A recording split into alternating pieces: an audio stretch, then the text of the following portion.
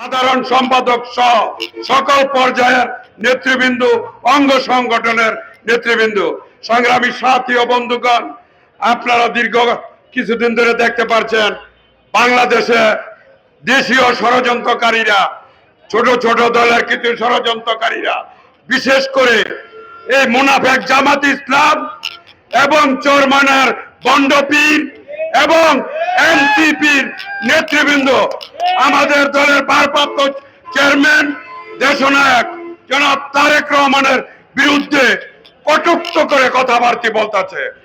আমি সেই সকল নেতৃবৃন্দকে হুঁশিয়ার উচ্চারণ করে বলতে চাই, তারেক রহমান সম্বন্ধে আপনারা আগে অবগত হন। তারেক রহমান কোন ফ্যামিলির সন্তান, কার সন্তান? একজন মুক্তিযোদ্ধার সন্তান, একজন শহীদ রাষ্ট্রপতি জিয়াউর রহমানের সন্তান এবং দেশমাতা বেগম খালেদা জিয়ার সন্তান।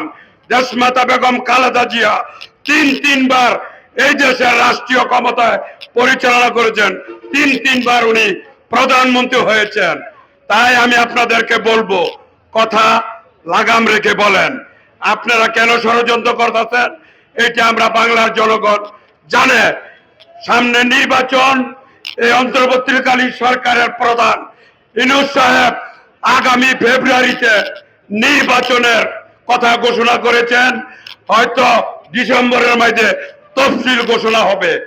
আপনারা সেই নির্বাচনকে ভয় পেয়ে যাতে নির্বাচন পিছানো হয় সেজন্য আপনারা ষড়যন্ত্র লিপ্ত।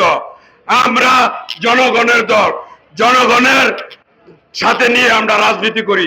জনগণ যাকে ম্যান্ডেট দিব, আমরা সেই ম্যান্ডেট নিয়ে আগামী দিনে এই দেশের রাষ্ট্রীয় ক্ষমতা নিয়ে তারেক রহমানকে প্রধানমন্ত্রী বানিয়ে এই দেশের রাষ্ট্রীয় ক্ষমতা উনি পরিচালনা করবেন।